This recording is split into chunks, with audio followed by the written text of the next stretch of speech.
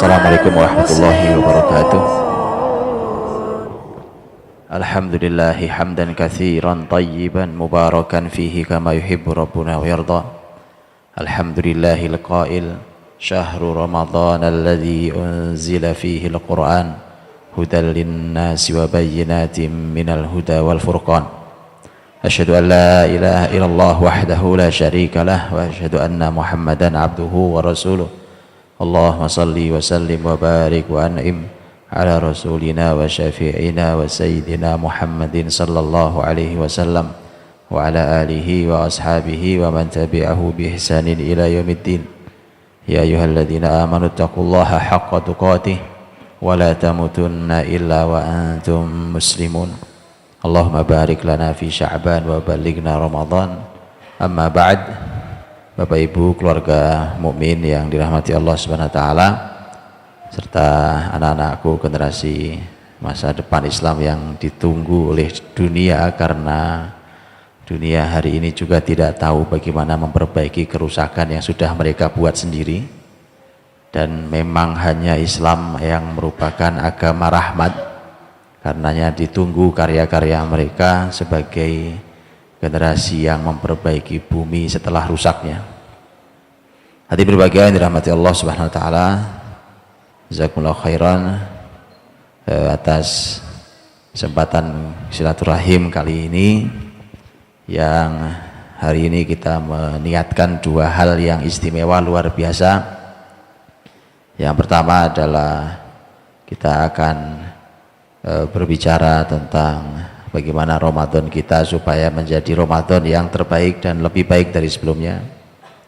Dan yang kedua adalah niat baik kita untuk bersama-sama membangun fasilitas pendidikan, dan sungguh salah satu amal yang luar biasa, apalagi memang di bulan-bulan Ramadan.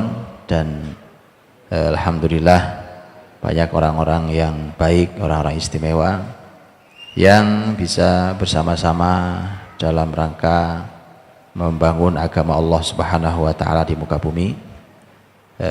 Saya teringat kalimatnya orang sangat kaya di zaman itu, yaitu seorang bahkan disebut sebagai perdana menteri terbaik dalam sepanjang sejarah Islam, yaitu Nizamul Mulk, yang membangun pendidikan madrasah, namanya Madrasah Nizamiyah. Madrasah Nizamiyah itu berkarya sepanjang 4 abad, lebih panjang dari umur yang membangunnya. Nizamul Mulk adalah orang kaya, seorang penguasa. Dari uang pribadinya yang halal, beliau penuhi semua keperluan madrasah dan dibangun di beberapa kota. Dan sederhana waktu itu semangatnya Nizamul Mulk. Dia mengatakan bahwa saya ini bukan seorang ahli ilmu, bukan seorang ahli periwayat, tapi saya ingin bergabung di dalam kafilah mereka. Nah, karena bisanya ngasih uang, ya ngasih uang. Itu yang diberikan itu. Dan betul bahwa setidaknya 4 abad pahala itu terus mengalir. Karena dan umur kita sahabat aja enggak, Pak, ya. Atau kalaupun ada yang sahabat, ya Masya Allah itu udah langka hari ini. Maka sungguh luar biasa, sungguh merupakan sebuah karya besar yang istimewa. Dan begitulah alangkah indahnya kalau berbagi, karena kalau yang punya ilmu seperti Ustaz Aan ini enaknya kan ngasih ilmu, Pak. Kalau beliau disuruh ngasih duit ya kasihan juga, Pak, ya kan. Enaknya kalau ahli ilmu ngasih ilmu, itu enak. Yang punya waktu ngasih waktu, yang punya tenaga memberi tenaga, yang punya uang ngasih uang, itu pas. Sebagaimana Ustaz Aan dikasih disodori Ustaz 3 miliar, ya pusing beliau, Ustaz. Tapi kalau sama nanti begitu juga. Coba yang punya uang, ya kan, ini Pak tolong saya selain anak-anak biar hafal 30 juz, pusing juga, ya kan. Itu kenapa kemudian berbagi itu luar biasa indahnya, berbagi tugas. Dan begitulah kebersamaan itu selalu bernilai istimewa dan mahal, dan alhamdulillah sudah direncanakan untuk membeli lokasi yang semoga Allah mudahkan perencanaannya dan semoga diberkahi harta Bapak Ibu semuanya. Hadirin berbahagia yang dirahmati Allah Subhanahu wa taala, kita akan bicara tentang tema Ramadan, dan alhamdulillah beberapa waktu ke depan kita akan bertemu Ramadan. Semoga Allah izinkan kita diberi kesempatan kembali untuk menikmati bulan terbaik yang disampaikan oleh Syaitan dan sebagai Sayyidus Syuhur, sebagai bulan yang terbaik. Ini mengingatkan saya juga akan kalimatnya Imam Ibnul Jauzi rahimahullah ta'ala.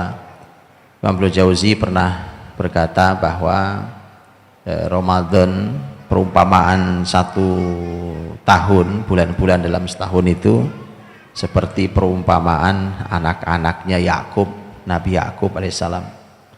Nabi Yakub anaknya 12. Kita dalam setahun juga punya 12 bulan. Kata Imam Ibnul Jauzi begini, sebagaimana anak yang terbaik yang paling dicintai Yakub adalah Yusuf, Nabi Yusuf alaihissalam, maka begitulah Ramadan menjadi bulan yang terbaik dan paling dicintai Allah. Sebagaimana Allah mengampuni kesalahan seluruh anak Yakub dengan doanya satu orang, yaitu Yusuf, karena dalam surat Yusuf, Nabi Yusuf diabadikan pernah berdoa untuk semua saudara-saudaranya yang dulu sempat berbuat salah kepada beliau, di mana Nabi Yusuf mengatakan la tathriba alaikumul yaum yaghfirullahu lakum wa huwa arhamur rahimin. Kata beliau, sudah tidak ada salah lagi dengan saya, sudah saya maafkan, semoga Allah ampuni kalian dan dialah Allah yang paling kasih. Karena itulah sebagai kata Imam Jauzi, sebagaimana Allah ampuni seluruh anak-anak Yakub dengan doa satu orang, maka begitulah Ramadan, dengan satu Ramadan itu maka mengampuni bulan-bulan yang tersisa. Dan ini luar biasa, menjadikan bahwa berarti namanya tamu paling istimewa mesti sambutannya tidak biasa. Makanya perlu ada sambutan, kita perlu tahu bagaimana harus berinteraksi bersama tamu istimewa itu. Hadirin berbahagia Bapak Ibu yang rahmati Allah Subhanahu wa taala, kalau nggak muat masuk dulu, di sebelah sini masih muat, mohon dikasihan yang di luar, atau bergeser bisa ya, mohon maaf sini.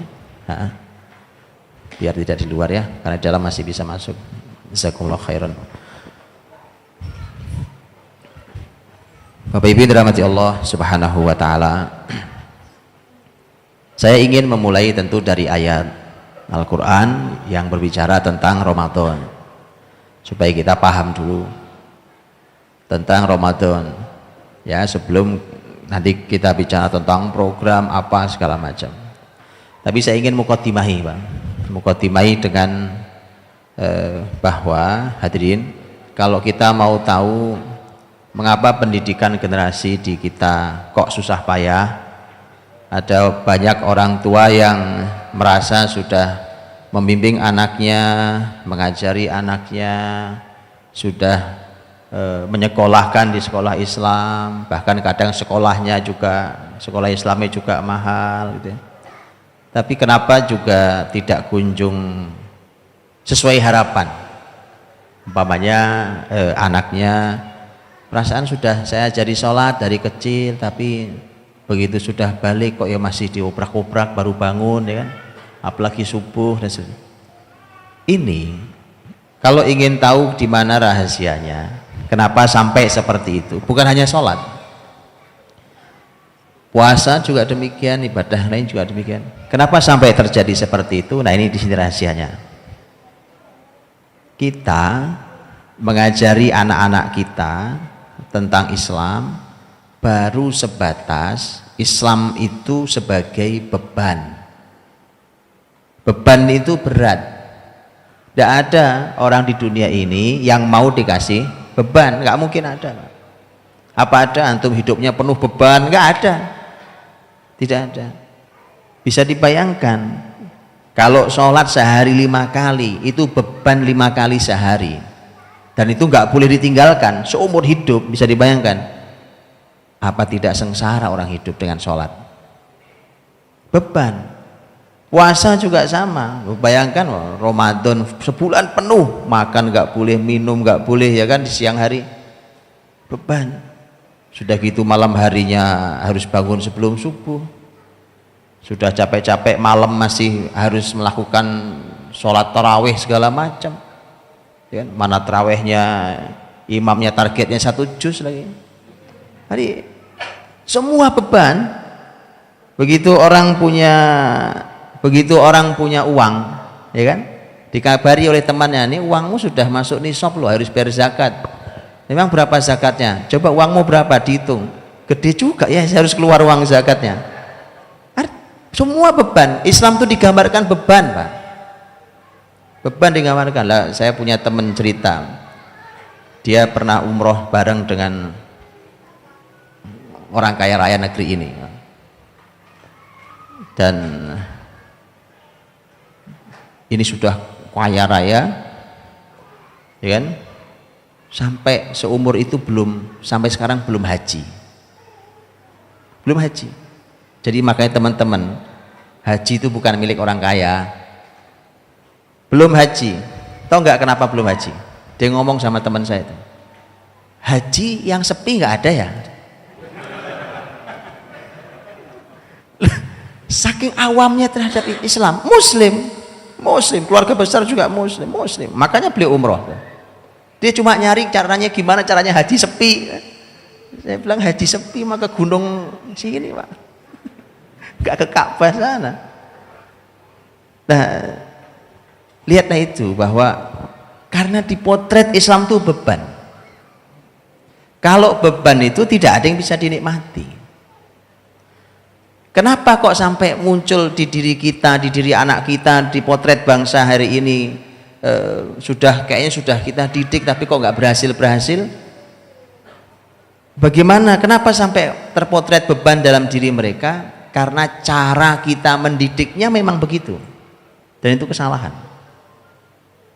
Nah, kita nanti akan lihat bagaimana Rasul menyiapkan sahabat menghadapi bulan Ramadan itu.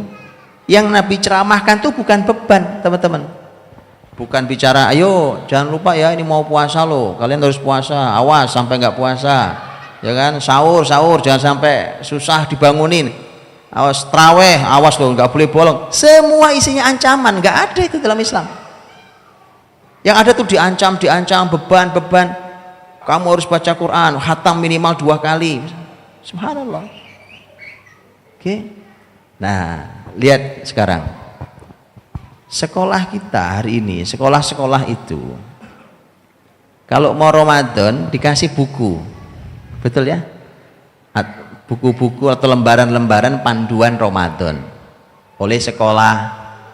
Anak-anak di situ disuruh ngisi puasa, traweh, ya kan, sampai ada lembaran kadang-kadang disuruh meringkas ceramahnya Pak Ustadz di malam traweh itu. Nah, terakhirnya suruh ngapain? Nah, itu berarti nasional sama itu, Pak. Nggak tahu siapa yang memulai ini, saya juga tidak tahu. Minta tanda tangan sama imam sama penceramah. Coba lihat, Pak, lihat yang begini loh kok nggak dianalisa. Coba antum lihat, perhatikan. Anak datang ke masjid bawa bukunya, pulpen dikantongin, sampai ke masjid buku ditaruh, dia lari-larian. Atau yang sebelah sono mojok ngobrol sama temannya, sholat sedang berlangsung, sholat tarawih sedang berlangsung, imam lagi khusyuk ngimami. Sudah yang satu lari, satu main, satu sahabat-sahabatan sarung, yang satu ngobrol, yang satu bercanda. Oke, begitu selesai semua lari masuk ke masjid, antri depan Pak Imam. Ngapain? Minta tanda tangan. Masa fenomena begini tidak diamati sih, Pak? Ini generasi apa? Ini yang saya bilang, ini namanya generasi robot. Untuk bisa jalan harus diklik on off. On baru jalan, off dia berhenti. Nggak ada, mana ada robot punya inisiatif? Robot apaan punya inisiatif, ya? Dia mikir inisiatif kayaknya kita harus begini, itu mah bukan robot namanya. Kalau babnya menjalankan perintah menjauhi larangan, robot juga bisa, Pak. Kan definisi takwa apa? Menjalankan perintah menjauhi larangan. Robot juga bisa. Begitu Anda on jalan kok dia perintah. Begitu Anda off dia berhenti. Hei robot, jangan berhenti ke tempat, jangan berhenti, jangan jalan ke tempat maksiat ya. Di off mati nggak jalan dia, Pak. Tapi itu bukan takwa. Padahal dia jalan, Pak. Ya, robot sholat ya, Pak. Di on itu sholat dia. Lihat. Oke, bedanya robot sama orang bertakwa apa? Oh, sama-sama menjalankan perintah. Dan robot tidak disebut takwa. Bisa robot sholat, bisa nggak? Bisa, Pak, tinggal dibuat robot sholat. Ya kan? Oke, apa bedanya? Kalau antum temukan bedanya, maka antum akan tahu sumber masalah pendidikan hari ini. Dan antum akan tahu dari sinilah diperbaikinya. Tahu sumber masalahnya? Bedanya robot sama kita apa sih? Apa sih beda robot sama kita? Bedanya apa, Pak? Robot nggak punya akal. Robot punya akal apa enggak? Nggak punya. Terus dia jalan karena apa itu? Program bukan akal ya. Sesuatu yang ditaruh dikit ya. Udah tahu? Yang pasti tidak dimiliki robot. Kenapa dia tidak punya kreativitas? Kenapa dia tidak punya kreasi? Kenapa dia tidak punya ide untuk melakukan sesuatu yang lebih baik? Ya sudah begitu ya begitu aja sesuai dengan program. Karena memang dia tidak punya hati. Nggak ada punya hati, Pak. Makanya di Jepang tuh lagi dibuat robot wajahnya itu penuh rasa. Jadi wajah sedih, wajah senang, wajah bahagia, wajah kecewa itu sudah diciptakan oleh Jepang ya, robot. Tapi ya tetap itu program setelan doang, ya kan? Tapi nggak ada, dia tidak punya hati. Orang beriman punya hati. Kalau hati itu sudah dihidupkan, maka salah satu kelebihannya dia akan melakukan sebuah kebaikan melebihi yang diajarkan. Contoh apa? Melebihi targetkan, tentu tidak keluar dari syariat ya. Yang dimaksud dengan melebihi yang diajarkan maksudnya adalah yang ditargetkan. Kalau umpamanya begitu, anak-anak diminta hanya melakukan sesuatu, kemudian ternyata dia naikkan lebih tinggi dari itu. Makanya begini teman-teman. Sebenarnya bedanya kita dengan sahabat itu nyaris tidak banyak ya, karena kita sama sahabat itu sebenarnya kalau dikasih perintah sama-sama nawar. Sahabat juga nawar, jangan salah. Kita kan juga nawar toh, jujur kan? Kalau kasih perintah kan nawar juga kita, ya kan? Sahabat juga nawar. Mari kita lihat dialognya sahabat. Nawar dia. Rasul pernah dialog dengan sahabat mulia Abdullah bin Amr bin As radhiyallahu anhuma masalah puasa sunnah. Abdullah bin Amr bin As itu anak muda, namanya anak muda, Pak. Anak muda, badannya gagah, perkasa, kuat fisiknya. Bahkan nanti bersama ayahnya Amr bin As menjadi pembuka Mesir dan Afrika. Ya, Abdullah bin Amr bin As salah satu ahli ilmu, masih muda, kuat, soleh, ahli ilmu. Dikasih oleh Nabi, ngobrol sama Nabi tentang masalah puasa sunnah. Nawar. Ya Rasulullah, saya mau puasa sunnah nih. Petunjukmu apa? Kata Nabi, puasa 3 hari setiap bulan. Puasa apa? Al-ayyamul bid. Nawar, Pak. Ya Rasulullah, saya ini pemuda, tenaganya kuat, mosok cuma 3 hari. Nawar.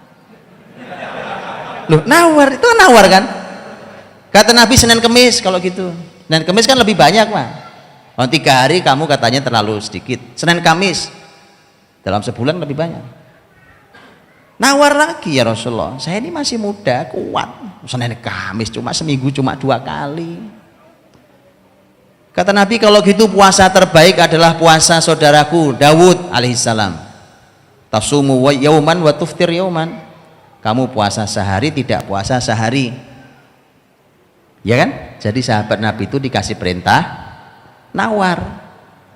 Kita juga nawar, Pak. Ya kan? Benar, nah ini loh bedanya. Generasi yang hatinya hidup nawar tapi ke atas. Generasi robot nawar tapi ke bawah. Paham ya? Cuma sedikit bedanya Pak. Atas bawah doang ya kan? Sama kalau nawar alhamdulillah kita juga nawar ya kan? Begitu Pak. Makanya jangan cuma, bukan nggak boleh ya dibekali buku panduan Ramadan itu, bukan tidak boleh, nanti kita bicara itu, di rumah juga harus ada, tapi bukan itu yang didulukan, bukan itu yang ditaruh di depan, isinya beban ancaman, siapa yang mau hidup begitu? Kalaupun dijalankan kayak robot, nggak ada inisiatifnya, begitu dia pindah kota, pisah dari orang tuanya, nggak ada yang ngeklik on off, nggak jalan. Sekarang Anda paham rahasianya? Itu rahasianya. Kenapa pendidikan gagal itu begitu rahasianya? Karena tidak pernah ada upaya menghidupkan hati. Orang silau dengan gerak. Wah dia bergerak Pak, oh dia ke masjid Pak, dia ke sholat Pak. Ya, tapi Anda lihat robot itu anak. Kapan ada kesempatan dia lari, dia lari. Kapan ada kesempatan dia taruh beban, dia buang beban itu. Padahal beban itu Islam. Itu. Sehingga yang ini tidak telaten orang-orang itu Pak, bersabar menghidupkan hati dulu. Menghidupkan hati itu harus sabar, perlu waktu. Malah kadang-kadang orang menilai yang lain sudah belajar macam-macam Pak, gitu ya. Karena menghidupkan hati itu suka nggak kelihatan Pak. Hati itu juga nggak kelihatan, gitu? Dia nggak kelihatan. Makanya terus kemudian dia menjadi tidak kelihatan karyanya. Padahal begitu dia jadi, dia akan nawar Pak, tapi nawar ke atas. Baik teman-teman, mari kita lihat makanya tadi pembahasan, nanti kita lihat Rasul bagaimana ceramahnya di hadapan sahabat, bahwa beliau tidak hanya fokus dalam masalah program, bahkan program itu tidak disebutkan dalam ceramah Nabi kecuali sangat sedikit. Makanya mari kita lihat dulu suasana ayat Ramadan, karena panduannya kan ayat. Kita lihat dulu kayak apa sih rasanya. Nah cuma Ramadan ini ayatnya panjang Pak, Al-Baqarah 183 sampai 187. Nah waktu saya kan tidak banyak, jadi saya tidak mungkin bahas ayat per ayat, ya kan? Ini kalau saya bahas selesainya Isya. Makanya saya cuma ambil inspirasinya saja, nanti dilanjutkan belajar tafsirnya ya. Karena panjang sekali. Kalau pendek-pendek ayatnya juga panjang-panjang. Al-Baqarah 183 sampai 187. A'udzubillahi minasyaitonirrajim. Di 183 Allah berfirman, ya ayyuhalladzina amanu kutiba alaikumus shiyam kama kutiba alal ladzina min qablikum la'allakum tattaqun. Wahai orang-orang beriman, telah diwajibkan pada kalian puasa sebagaimana telah diwajibkan pada orang-orang sebelum kalian, semoga kalian bertakwa. Ayat ini Pak, ini pelajarannya banyak sekali, cuma lagi-lagi saya ambilkan sedikit beberapa poin saja. Lihat pelajarannya dan lihat, rasakan ruhnya. Jadi nggak mulai dengan program. Ayat tidak mulai dengan program tadi, puasa, sahur, buka puasa, taraweh, baca Quran, sedekah, nggak gitu Pak. Suasana ayat pun juga tidak begitu. Lihat panggilannya, ya ayyuhalladzina amanu. Karena Allah tahu persis bahwa Ramadan ini tidak mudah Pak. Puasa kok sebulan penuh, bayangkan. Orang yang tidak pernah puasa, itu puasa sehari aja nggak kebayang Pak. Betulan. Saya itu mungkin tahun 92 mungkin pernah ketemu dengan seseorang yang baru masuk Islam. Tapi hebatnya beliau ini sekolahnya pernah di Belanda 15 tahun.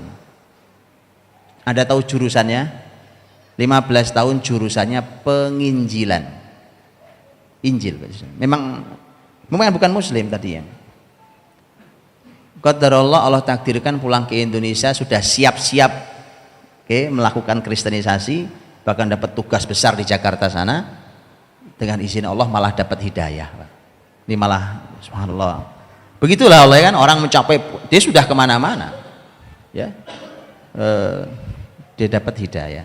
Saya bertemu di sebuah masjid saat itu, waktu itu tanggal 1 Ramadan, siang hari selepas zuhur, Kemudian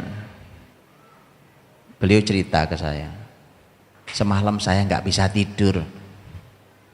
Saya bilang, kenapa? Saya cuma ngebayangin hari ini nih, tanggal 1 Ramadan. Besok saya mati apa enggak ya? Saya bilang, memang kenapa? Saya seumur hidup kan nggak pernah puasa seharian versi Islam ini. Bayangin loh, orang dari subuh sampai maghrib makan enggak, minum enggak, itu enggak kebayang saya. Tuh lihat Pak, orang tuh kalau enggak pernah puasa sehari aja enggak kebayang. Lah ini perintahnya sebulan penuh.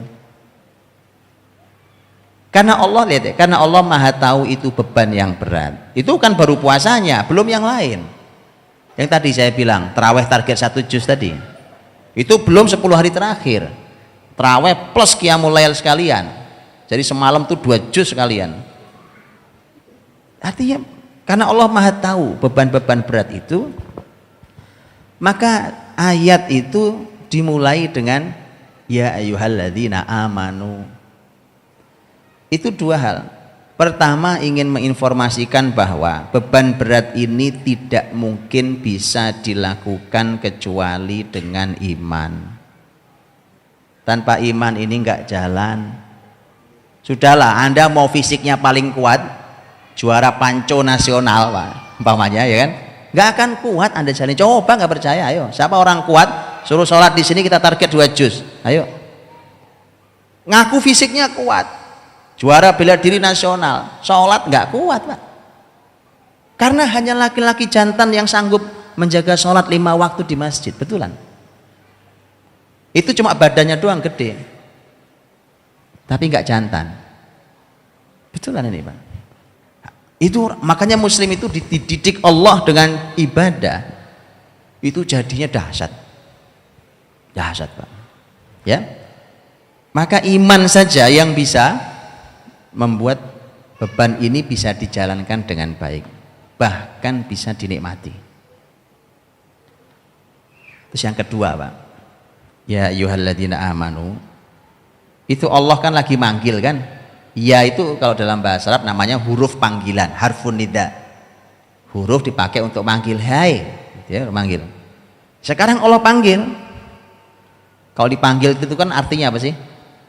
Dipanggil itu suruh datang, suruh nengok, ya kan? Suruh perhatian, kan dipanggil. Itu namanya, berarti ada yang mau disampaikan. Panggilannya menggunakan panggilan wahai orang-orang yang beriman. Itu artinya, kalau panggilannya menggunakan wahai orang-orang beriman, ini panggilan pujian atau panggilan Allah marah? Pujian.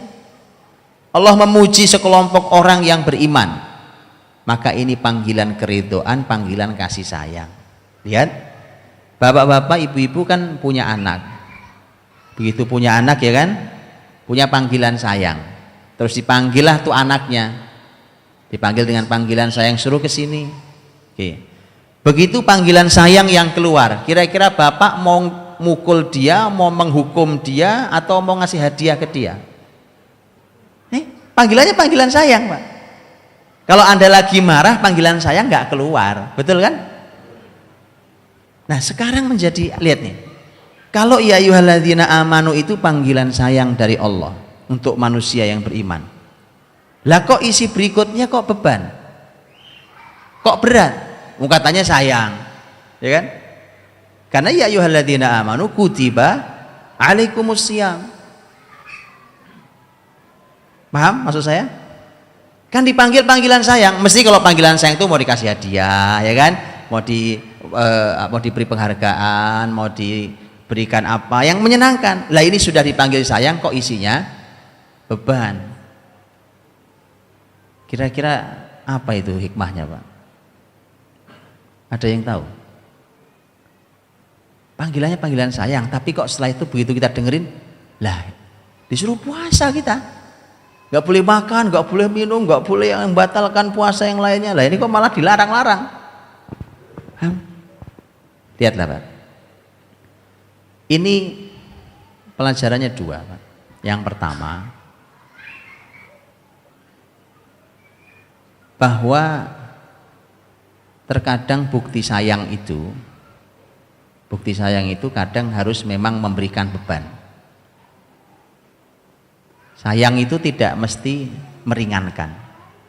Saya kasih contoh deh. Anak bapak ibu mau ujian, apalagi ujian nasional gitu pokoknya. Kalau anak-anak dikasih pilihan, pilih baca buku apa pilih main bola, pilih main bola Pak. Nah, itu rata-rata lah ya, kecuali anak-anak bapak ibu yang luar biasa ini ya, dia pilih main bola. Orang tua yang sayang karena anaknya mau ujian, dibiarkan main bola apa diberhentikan main bola? Diberhentikan, disuruh ngapain? Disuruh baca. Padahal baca, aku mau main bola, teman-teman, maaf temannya udah manggil-manggil itu Pak Duare. Ini, jadi kadang-kadang bukti cinta, bukti sayang itu kadang adalah beban, kadang adalah ketegasan. Ya, itu bukti cinta. Anak-anak kita yang kecil tadi Pak, bawahnya yang paling kecil tadi, itu megang pisau Pak. Oke, anak sekecil itu megang pisau. Kira-kira orang tuanya akan membiarkan atau mengambilnya? Padahal di mata dia pisau itu mainan. Paham ya? Itu bukti sayang. Bukan Anda biarkan terus bukti sayang. Oh enggak Pak. Sayang itu buktinya terkadang dilarang, kadang diberi beban. Satu. Yang kedua, ternyata ini benar bahwa ini adalah bukti sayang Allah. Jadi syariat Ramadan ini bukti sayang Allah. Mengapa? Walau dia beban, ternyata memang sangat nikmat dan bisa dinikmati. Hasilnya lebih indah lagi nanti, karena hasilnya adalah la'allakum tattaqun. Itu hasilnya akan, dengan jalan itulah maka dia mencapai puncak tertinggi, yaitu takwa. Karena takwa itu adalah merupakan puncak tertinggi manusia. Inna akramakum indallahi atqakum. Orang yang paling mulia di sisi Allah yang paling bertakwa. Nabi Muhammad dalam pidatonya juga mengatakan la fadla li arabi ala ajami illa bittaqwa. Tidak ada bedanya Arab sama non Arab kecuali dengan takwa. Artinya memang ini takwa ini puncak tertinggi yang tidak semua orang sampai. Nah ini jalurnya Pak, untuk mencapai situ. Nyampe ke jalur takwa itu menggunakan jalur ini, as-siyam. Artinya hasilnya manis, hasilnya nikmat. Cuma ini sebentar kok, ya kan? Oh cuma sebulan. Makanya panggilan ini memang benar adalah panggilan kasih sayang, karena ternyata syariatnya sangat nikmat dan bisa dinikmati. Baik. Allah Subhanahu wa taala berfirman di ayat itu, ya ayyuhalladzina amanu kutiba alaikumusiyam. Kata kutiba pembahasannya panjang lebar, saya nggak perlu bahas. Kama kutiba alal ladzina min qablikum, sebagaimana telah diwajibkan pada orang sebelum kalian. Hadirin berbahagia Allah. Syariat para nabi itu tidak sama. Yang sama adalah pembahasan tentang iman, tentang akidah, bahwa Allah itu esa, Allah itu satu, tidak berbilang. Itu semua nabi sama, tidak boleh berbuat kemusyrikan, para nabi sama. Tapi syariat beda-beda. Syariat Nabi Muhammad beda dengan Nabi Isa, beda dengan Nabi Musa, beda dengan Nabi Ibrahim. Tapi Anda tahu yang ajaib adalah syariat puasa, semua umat puasa. Paham temanya? Menunjukkan apa ini? Begini Pak, kenapa syariat para nabi beda-beda? Karena beda zamannya, berbeda. Saya kasih contoh. Nabi Muhammad SAW pernah bersabda, utitu khamsan lam yu'tahunna nabiyyun qabli. Aku, kata Nabi Muhammad, diberikan 5 hal yang tidak diberikan pada nabi sebelumku. Di antaranya kata Nabi Muhammad, kata Nabi, ju'ilat liyal ardu masjidan wa tahura. Tanah ini, bumi ini Allah jadikan sebagai masjid dan untuk bersuci.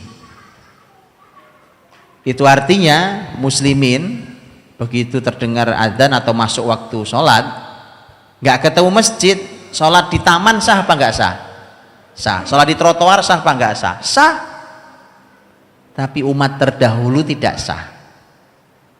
Umat terdahulu kalau datang tiba waktu ibadah tidak sah ibadahnya kecuali di dalam tempat ibadah. Maka Nabi katakan ini hanya diberikan padaku yang tidak diberikan pada Nabi sebelumnya. Ya? Kenapa? Lihat hikmahnya. Karena beda zaman. Dan ini juga satu di antara yang dari 5. Setiap Nabi dulu diutus di umatnya masing-masing. Terbatas, ya terbatas. Nabi Musa punya umat sendiri, Nabi Isa punya umat sendiri. Itu wilayahnya terbaca. Sementara Nabi Muhammad SAW diutus untuk seluruh alam. Kalau seluruh alam keadaannya beda-beda. Betul kan? Indonesia ya Indonesia. Begitu antum pergi ke Eropa lain ceritanya, pergi ke Afrika lain cerita, pergi ke Timur Tengah lain lagi. Karena keadaan beda-beda dan ternyata muslimin, Bapak Ibu lihat kan, di negeri yang tidak banyak masjid, muslimin sholat ya di mana saja. Paham? Ini karena beda zaman. Beda dengan zaman umat terdahulu yang memang terbatas umatnya. Ya umatnya terbatas. Nabi Muhammad untuk seluruh manusia sehingga dia syariatnya harus cocok untuk semua tempat. Lah kalau dibatasi tidak sah sholat kecuali di masjid, baik teman-teman sulit yang negeri tidak banyak masjid seperti kita. Alhamdulillah kita banyak masjid. Yang nggak sampai ke masjid kebangetan, nah itu lain cerita kalau di sini. Tapi di tempat lain memang susah, Pak. Susah. Saya beberapa kali ngerasain di negeri-negeri yang memang negeri-negeri non muslim begitu. Sholat di mana aja. Dapat jalan raya besar, di samping ada trotoar, udah sholat di situ bareng-bareng sama teman-teman, ya kan? Orang lalu lalang yang penting terjaga sutroh segala macam dah. Bahkan ada yang heran-heran pada moto-moto, pada ngamerain, ya kan? Sah muslim sholat di mana pun. Paham ya? Nah, tapi untuk syariat puasa, kama kutiba 'alal ladzina min qablikum, ternyata umat sebelum kalian pun diwajibkan puasa. Apa artinya? Itu artinya bahwa puasa ini kan syariat itu untuk memperbaiki, ya. Syariat itu dihadirkan untuk memperbaiki. Itu artinya bahwa puasa itu adalah merupakan alat untuk memperbaiki yang cocok di umat manapun, di zaman manapun, dan kapanpun mereka berada di tempat seperti apapun. Tanpa puasa tidak akan pernah baik sebuah umat. Itu puasa, Pak. Itu artinya, ya, bahwa Ramadan ini benar-benar bulan pendidikan. Untuk didik generasi ini bulan seperti ini luar biasa. Karena ternyata puasa inilah syariat yang sama antar seluruh umat dari sejak zaman Nabi Muhammad sampai zaman sebelumnya. Walaupun nanti mungkin jumlahnya beda-beda, mungkin sebagian caranya beda-beda, tapi mereka puasa. La'allakum tattaqun. Ternyata itu semua bertarget. Jadi proses orang puasa itu adalah proses pendidikan yang itu targetnya jelas supaya jadi orang bertakwa. Cuma kata takwa itu memang kata hambar banget di kuping kita, Pak. Apalagi kalau khutbah Jumat itu. Khotibnya bilang, mari kita tingkatkan takwa dengan sebenar-benar takwa, menjalankan perintah Allah, menjauhi larangannya. Ayo jujur Bapak-bapak, ada nggak hati antum tergerak sesuatu gitu? Ya nggak ada sama sekali, hambarnya minta ampun. Loh, itu ketika hadir di hati sahabat Nabi, takwa itu, Pak, hadir di hati salafus soleh dulu, hadir di hati para ahli ilmu hari ini pun, itu bergetarnya luar biasa, Pak. Dan itu mengubah hidupnya, betulan. Ayo, memang ada yang salah di kita. Memang ada yang salah di kita ketika kata istimewa itu nggak ada arti sama sekali. Makanya dulu generasi sahabat itu mendefinisikan takwa itu jadi macam-macam, itu ekspresi jiwa mereka, Pak. Itu ekspresi ilmu mereka. Ayo coba kita lihat sedikit ya. Sahabat mulia Abu Hurairah radhiyallahu anhu pernah ditanya sama orang, takwa itu apa sih? Dia jawabannya Abu Hurairah, menarik jawabannya, Pak. Kamu pernah nggak jalan di tempat yang banyak banget durinya? Di tanah tuh banyak durinya, nusuk kaki sakit. Orang itu yang bertanya menjawab, pernah. Gimana caramu jalan? Dia mengatakan, saya sangat berhati-hati meletakkan kaki saya. Jadi kaki ini saya langkahkan, saya injak ketika benar-benar gak ada durinya. Apa jawaban Abu Hurairah? Zakat tuqa, itulah takwa. Ngerti maksudnya? Apa maksudnya? Orang kan nanya takwa, ya kan? Itu sahabat mengekspresikan takwa dengan ilmu yang luar biasa. Kan itu kalimat yang luar biasa. Itu puncak tertinggi untuk capaian manusia hidup di dunia. Terus apa artinya berarti kira-kira, Pak? Ngerti? Di tanah yang penuh dengan duri, ngelangkah, dia lihat betul kemana kaki diletakkan supaya nggak ketusuk duri. Jawabannya itu loh takwa. Ayo, siapa yang bisa menjelaskannya? Makanya dibuatkan syair oleh Ibnu Abil Mu'taz, Khalid dzunuba saghiraha wa kabiraha dzakat tuqa wasna' kamashin ala ardi syauki yahdharu ma yara la tahqiranna saghiratan innal jibala minal hasa. Bersihkanlah dosa yang kecil ataupun yang besar, itulah takwa. Dan berbuatlah seperti orang yang berjalan di atas tanah yang penuh dengan duri. Dia sangat berhati-hati terhadap apa yang dilihatnya. Jangan pernah meremehkan yang kecil, karena gunung besar itu sesungguhnya hanya tumpukan kerikil. Ngerti maksudnya? Oke. Takwa tuh gitu, Pak. Takwa itu sampai pada tingkat hidup ini kan cuma langkah per langkah sih, Pak. Matahari terbit, sore terbenam, satu langkah, ya kan?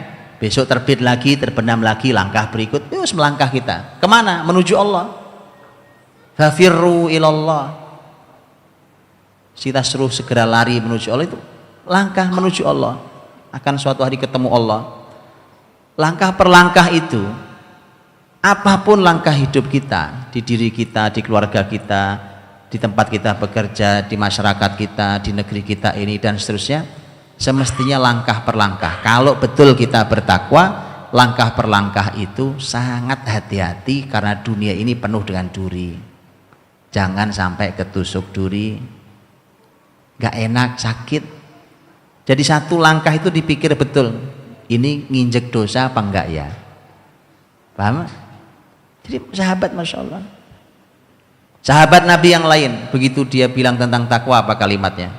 Mereka mengatakan takwa itu adalah al-khawfu minal jalil wal imanu bit tanzil wal ridha bil qalil wal isti'dad li yaumir rahil. Setiap sahabat mengekspresikan kata takwa karena itu yang dirasakan getar dalam dirinya. Takwa itu adalah takut pada Allah yang maha tinggi, beriman kepada Quran yang diturunkan, ridho dengan dunia yang sedikit, dan persiapan untuk hari kepergian. Itu ekspresi takwa. Aku kata takwa keluar hari ini nggak ada artinya di kita. Hambar sekali, paham ya? Inilah yang menjadi koreksi bersama bagi kita semua.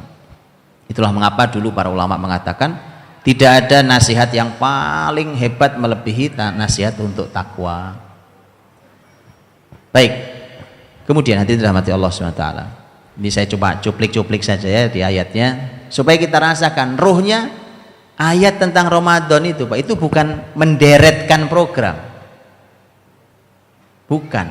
Lihat kan dari tadi Allah berikan sentuhan tentang supaya hatinya hidup dulu, supaya tadi nggak lahir generasi robot itu tadi. Ketika Rasul wafat, sahabat bergerak, Pak. Nggak berhenti. Kalau generasi robot berhenti, bergerak ya, bergerak.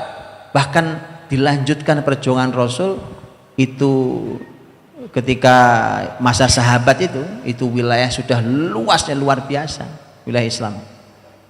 Nggak berhenti. Tidak ada yang bisa menghentikan mereka kecuali kematian. Kemudian ayat selanjutnya Allah berfirman, ayyaman ma'dudat.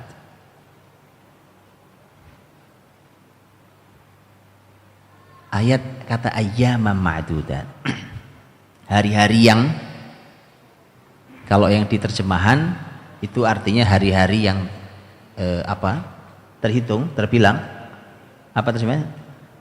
Terhitung, hari-hari yang terhitung. Padahal kata ma'dudat itu juga artinya adalah hari-hari yang terbatas.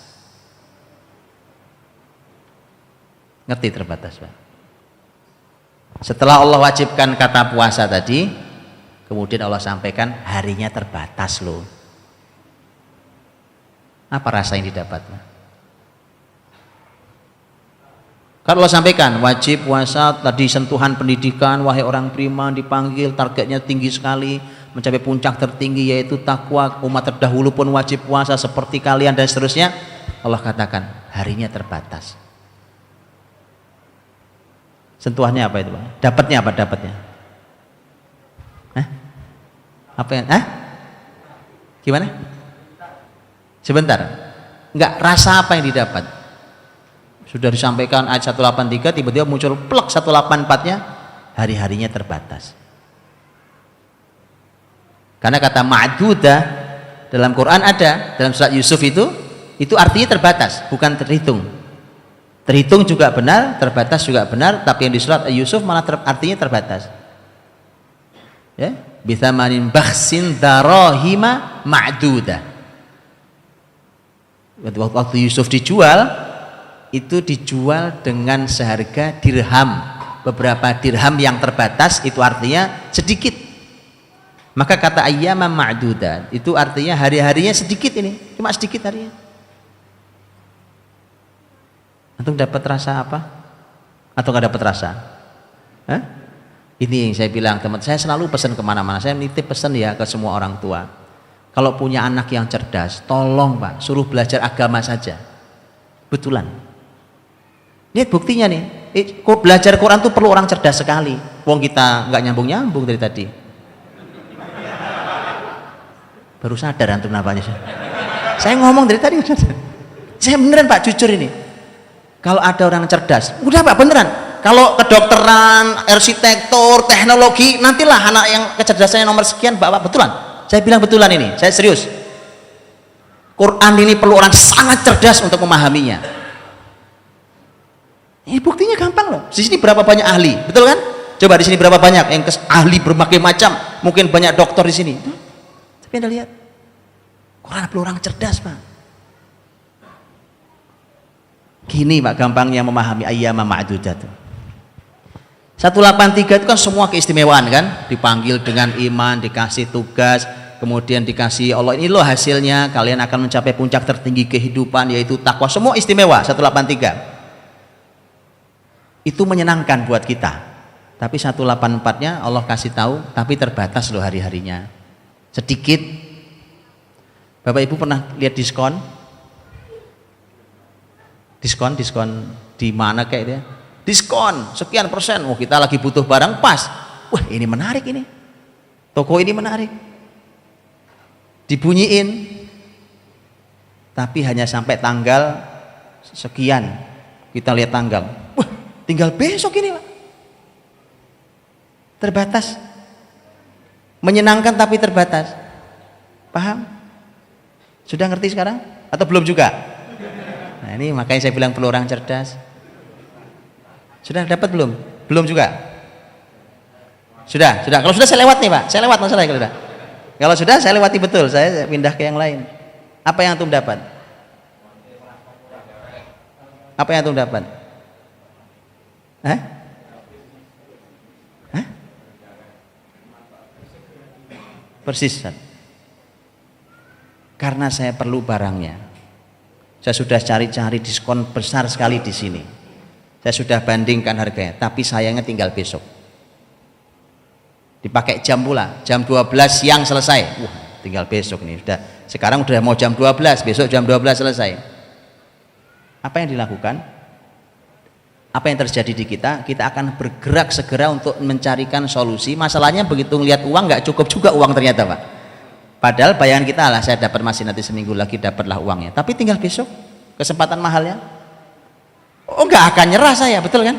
Nggak akan nyerah. Cari cara gimana saya dapat ini, kan begitu? Itu kalimat ayyama ma'dudat. Mengerti? Ya. Jadi sentuhan kata bahwa hari terbatas itu Allah berikan karena harinya terbatas. Maka kalian yang hati-hati, kalau masuk sudah masuk, jangan pernah mengabaikan. Jangan pernah sekali-kali main-main di situ. Jangan pernah merusaknya. Terbatas banget hari-harinya. Hanya ini. Kalau nunggu Ramadan depan ya nggak tahu. Mudah-mudahan Allah kasih umur, ya kan? Gitu. Nah, ini nanti berhubungan erat dengan program yang akan kita buat nanti. Program apa yang kita buat segala macam. Memanfaatkan waktu yang luar biasa ini. Begitu lewat, nyesel Pak lewat. Gitu sampai ke toko tadi itu, ya Mas, habis. Kadang-kadang jamnya masih ada Pak, begitu sampai karena diborong orang ya kan, Mas sudah habis Mas barangnya yang diskon ya kan. Kalau Ramadan sih nggak habis Pak. Selama waktunya masih ada, Allah masih terbuka untuk itu. Baik.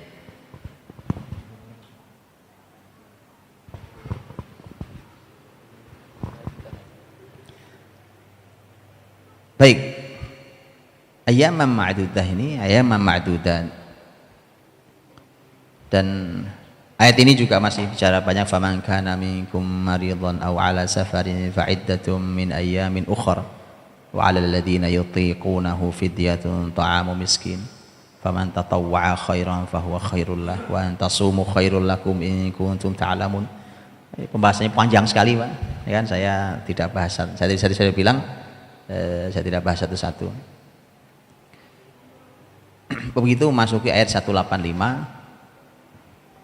Allah Subhanahu wa taala menyampaikan tentang syahrul Ramadan.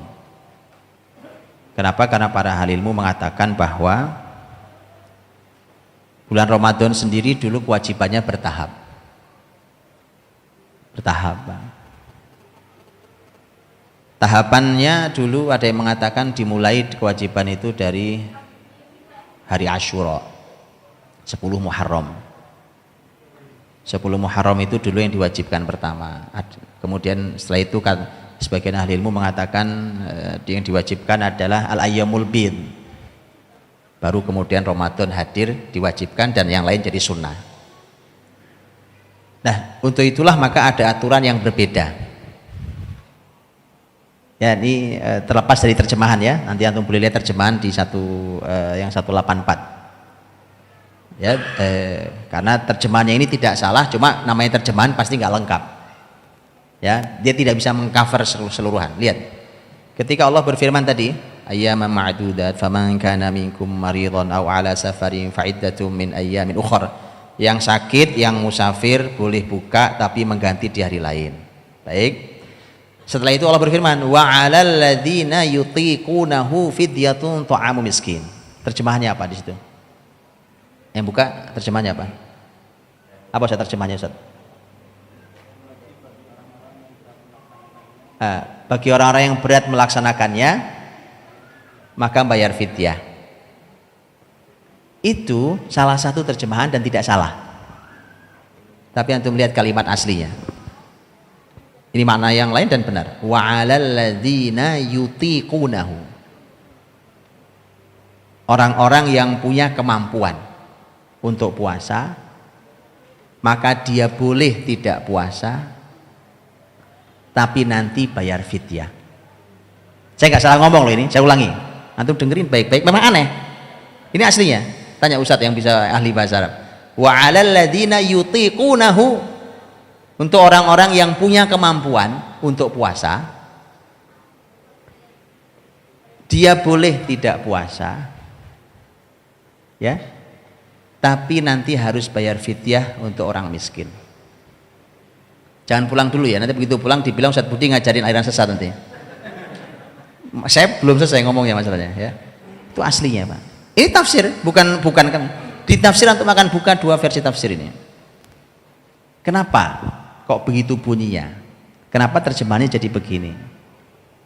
Ya, ini bukti lagi, belajar syariat itu pasti mentok kalau nggak pakai bahasa Arab.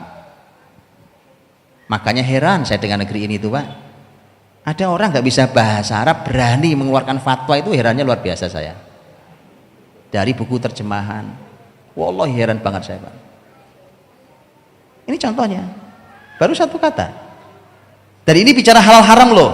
Coba saya ngomong gini, ditangkap orang salah paham. Ini karena bicara halal haram. Lihat ya. Nah, wa 'alal ladzina yutiqunahu fidyatun ta'am miskin, begini, Pak. Yang terjemahannya tadi saya sampaikan itu karena dulu ada tahapan dalam kewajiban Ramadan. Ramadan tuh nggak langsung wajib kayak kita puasa sekarang. Tidak ada puasa itu dulu, kewajiban puasa itu nggak kayak langsung Ramadan kita. Yang kita antum tahu. Kan kalau Ramadan begini namanya wajib kalau orang sanggup puasa, ya kan, dia punya kekuatan puasa, tidak safar, tidak sakit, maka wajib, nggak boleh ditukar dengan fidyah. Betul kan? Kok bisa begini bunyinya? Ini dulu proses dulu. Kewajiban itu dulu ada prosesnya ternyata. Bahwa dulu oleh Allah dikasih pilihan. Pilihan. Yang sakit, yang safar, boleh nggak puasa, tapi ganti di hari lain. Atau bahkan kalian tidak sakit, tidak safar, dan kekuatan punya tapi mau nggak puasa boleh juga, tapi bayar fidyah. Itu awal dulu. Oke. Makanya begitu masuk 185, ayat 185, nggak ada pilihan. Begitu Ramadan diwajibkan, syahrul Ramadan alladzi unzila fihil Qur'an hudal linnasi wa bayyinatin minal huda wal furqan. Lihat kalimatnya, faman syahida minkumus syahra falyasum. Yang bertemu dengan Ramadan nggak ada pilihan kecuali harus puasa. Itu syariat baru. Begitu Ramadan diwajibkan, nggak ada pilihan. Yang kuat, yang punya kekuatan, safar tidak, sakit tidak, wajib puasa, nggak bisa diganti sama fidyah atau apapun. Tapi ada yang Allah abadikan, tetap dipertahankan dan sama dengan ayat 184, yaitu wa man kana maridon au ala safarin fa'iddatum min ayyamin ukhra. Yang sakit, yang safar tetap boleh tidak puasa tapi ganti di hari lain. Kenapa sampai begitu? Kenapa tetap dipertahankan? Karena begini teman-teman, lo tadi katanya panggilan Allah panggilan sayang, ya kan? Ini katanya nikmat Ramadannya. Lah ini begitu datang Ramadan kok malah ketat banget. Kemarin-kemarin masih boleh milih saya mau puasa atau mau bayar fidyah. Maka lihat, Allah tetap ingin tunjukkan, enggak, tetap bahwa ini kenikmatan dan ringan. Makanya cuma yang itu saja yang sanggup, tidak ada pilihan, cuma itu. Tapi yang sakit, yang safar masih boleh, masih ada keringanannya. Itulah mengapa kalimat setelahnya Allah berfirman, yuridullahu bikumul yusra wala yuridu bikumul usra. Karena Allah ingin kemudahan bukan kesulitan. Sentuhannya mahal, Pak. Lihat ya, ayat-ayat Ramadan tuh kayak gitu bunyinya, bukan beban. Itu dipahami betul oleh sahabat. Sahabat kalau baca ayat itu langsung pahamnya lebih dalam dari yang saya jelaskan. Nah, kalau kita baca terjemahan kan juga biasa aja ya, biasa aja kan. Itu kenapa perlu tafsir para ulama. Untuk kita minta tanya kepada para ulama. Allah Subhanahu wa taala menyebut secara khusus bulan ini sebagai bulan Quran, syahrul Ramadan alladzi unzila fihil Quran, sebagai bulan Quran, hudal linnas, sebagai petunjuk bagi manusia, wa bayyinatin minal huda wal furqan, ya, sebagai petunjuk dan seterusnya, sebagai pembeda. Jadi Quran itu begitu, Pak. Quran itu di Ramadan diminta oleh Allah supaya Quran itu jadi petunjuk sekaligus pembeda. Hudan, bayinat, bayan itu penjelas, furqan itu pembeda. 3 poin. Petunjuk, penjelas, dan pembeda. Itu Quran. Sekarang begini, Quran itu pakai bahasa Arab. Kalau kita tidak bisa bahasa Arab dan nggak ngerti ilmunya, begitu baca, alhamdulillah Pak, ini alhamdulillahnya Quran ini. Segala puji bagi Allah bahwa kita baca Quran, nggak paham saja pahalanya besar. Itu yang kita syukuri. Nggak paham saja pahalanya besar. Ya. Tapi yang Allah mau di Ramadan, Quran harus sampai jadi hudan, jadi bayinat, jadi furqan. Baik. Sekarang begini, teman-teman. Ini ada bule, orang bule nggak ngerti bahasa Indonesia, nggak ngerti bahasa Gresik, masuk ke Gresik, Pak. Dia nyari alamat sebenarnya, dia baca petunjuk dengan jelas, dibaca, dia bisa baca, kira-kira lah pakai bahasa dia gitu kan, ditanya, kamu ngerti? Nggak ngerti, ngomong bahasa Gresik, nggak ngerti dia. Padahal dia lagi nyari petunjuk untuk menuju sebuah tempat. Nyampe apa nggak nyampe, Pak? Gak nyampe, Pak. Karena yang dia baca dia tidak paham. Supaya nyampe gimana? Dia harus paham ini. Gimana cara pahamnya? Dia harus belajar bahasa Gresik, Pak. Oh, kelamaan, Pak. Oh, dia mau segera sekarang juga. Lalu gimana caranya? Persis, tanya pada yang paham. Ini maksudnya apa? Oke. Tapi kalau dia mau tinggal lama di Gresik, Pak, nah gitu ya, masa nanya orang terus, maka pilihannya adalah belajar bahasa Gresik. Ngerti ya tuh? Petunjuk itu seperti itu huda. Dia tidak akan jadi petunjuk kalau kita nggak paham isinya. Makanya yang Allah mau di bulan Ramadan itu, Quran itu selain dibaca, ya, dia harus sampai jadi petunjuk buat hidup kita. Ini yang lebih seru lagi ketika bicara furqan, Pak.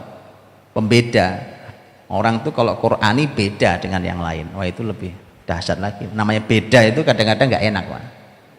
Namanya beda. Yang lain gitu ya, Pak, orang rata-rata gitu, Pak. Beda sendiri orang Quran. Ya. Itu antum jabarkan sendirilah itu kalimatnya. Kemudian lihat, Pak. Karena semuanya nikmat. Allah inginkan keringanan, bukan kesulitan, segala macam. Setelah itu Allah sampaikan walitukmilul iddah. Makanya sempurnakan hitungan Ramadan itu, puasa yang lengkap, jangan bolong. Kenapa? Ini nikmat, ini kemudahan. Makanya sempurnakan. Kalau sudah gitu, walitukabbirullaha ala ma hadakum wa la'allakum tashkurun. Kemudian bertakbirlah pada Allah. Kita akan bertakbir begitu melihat hasil Ramadan, Pak.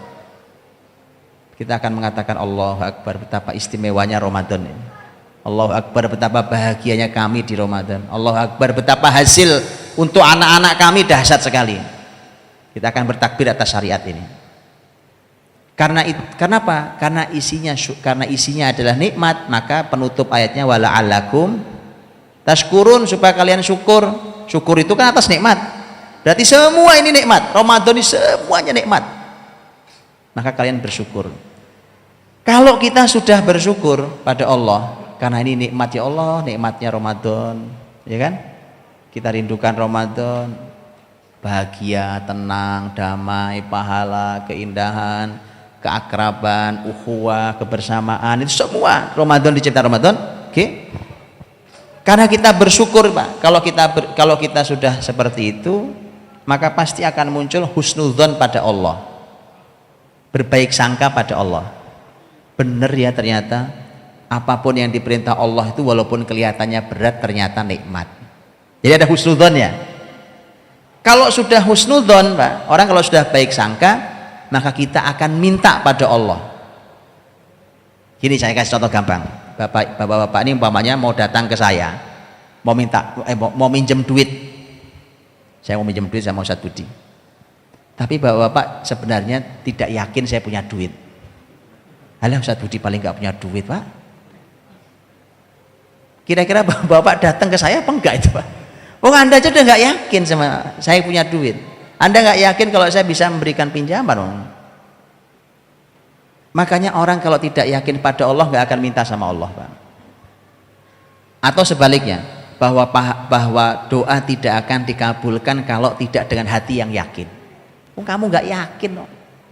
Mintamu juga nggak yakin bagaimana mau dikabulkan.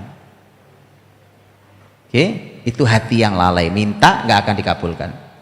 Karenanya ayat setelahnya isinya doa. Orang kalau sudah husnudzon pada Allah, baik sangka pada Allah, ternyata Allah memang maha segalanya. Wong syariat yang berat aja nikmat. Saya tak minta kenikmatan yang lain. Maka karena itu yang muncul Allah sampaikan di ayat berikutnya tentang doa. Wa idza sa'alaka ibadi anni fa inni qarib ujibu da'watad da'i idza da'an falyastajibu li wal yu'minu bi la'allahum yarsyudun. Muhammad, kalau ada yang bertanya kepadamu tentang aku, katakan aku dekat. Aku mengabulkan semua permintaan. Asalkan mereka mau mengabulkan permintaanku dan mau beriman kepadaku. Jadi ini ayat merupakan ayat doa Pak. Ya, ayat-ayat doa, dan itu di antara ayat Ramadan. Doa itulah kenapa kemudian Ramadan itu memang bulannya doa. Apalagi Nabi mengatakan salasun la turaddu da'awatuhum, ada tiga kelompok manusia yang tidak pernah ditolak doanya. Salah satunya adalah da'watus shaim, doanya orang yang berpuasa. Diriwayatkan bahwa Anas bin Malik radhiyallahu anhu ketika sepeninggal Nabi pindah ke kota Basrah, dan beliau orang kaya raya punya istana, anak cucunya kalau ditotal sekitar 100 orang. Sebagaimana doa Nabi mendoakan Anas punya anak banyak. Ya kan? Kira-kira doa anak banyak itu doa yang baik apa doa yang jelek ya? 100 loh Pak. 100 betulan. Baca antum dalam riwayat Anas bin Malik itu anak cucu kalau ditotal sekitar 100. Nabi doakan ke Anas, kira-kira doa Nabi doa yang jelek apa doa yang baik ya? Hah? Doa yang baik. Nabi doakan sahabatnya yang baik kok.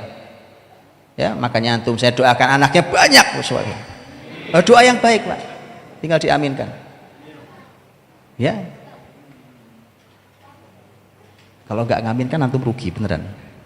Jadi Anas bin Malik anak cucunya total sekitar 100 itu kalau Ramadan mau buka puasa itu dikumpulin sama Anas Pak.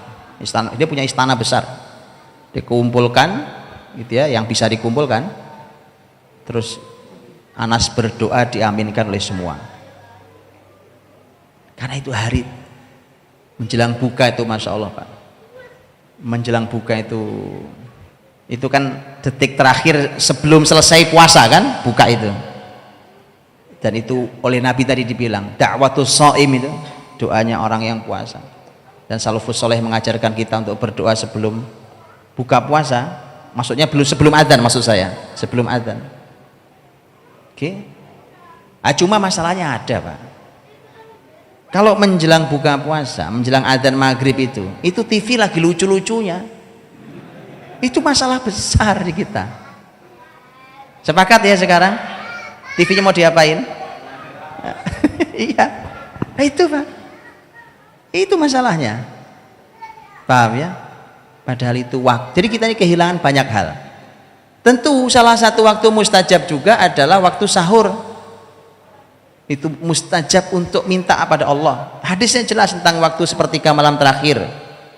Yanzilu rabbuna ila sama'id dunya fi thuluthil lail akhir. Atau Allah berfirman wabil asharihum yastaghfirun, pada waktu sahur orang-orang beriman tuh minta ampun pada Allah. Doa isinya Pak. Cuma juga sama itu Pak. Sahur juga lagi lucu-lucunya sahur itu. Coba Pak. Sepakat ya? TV mau diapain Ramadan ya? Saya nggak perlu ngomong. Sudah Pak. Itu. Oke, maka jangan rusak Ramadan kita. Ya hadirin rahmati Allah. Waktu saya habis, saya ingin tutup dengan ini baru mukaddimah ini Pak. Karena kan tadi saya janji tentang ceramah Nabi di hadapan sahabat sampai sekarang belum ya. Jadi ini mukaddimah, makanya begitu mukaddimah ya lanjutannya entah kapan nanti insyaallah ya. Saya ingin sampaikan ceramah Nabi Pak. Ini suasana ayat Ramadan. Saya cuma bacakan salah satu ceramah Nabi di hadapan sahabat ketika datang Ramadan. Hadis diriwayatkan oleh sahabat mulia Abu Hurairah radhiyallahu anhu sebagaimana dikeluarkan oleh Imam Nasai dalam sunannya. Rasulullah SAW bersabda, "Atakum syahru Ramadan, syahrun mubarak, faradallahu alaikum siyamahu, tuftahu fihi abwabul jannah, wa tughlaqu fihi abwabul jahim, wa tughallu fihi maradatus syayatin." Fihi lailatun khairun min alfi syahr. Faman hurima khairaha faqad hurim. Itu ceramah Nabi di riwayat Nasai. Telah datang pada kalian bulan Ramadan, bulan yang diberkahi.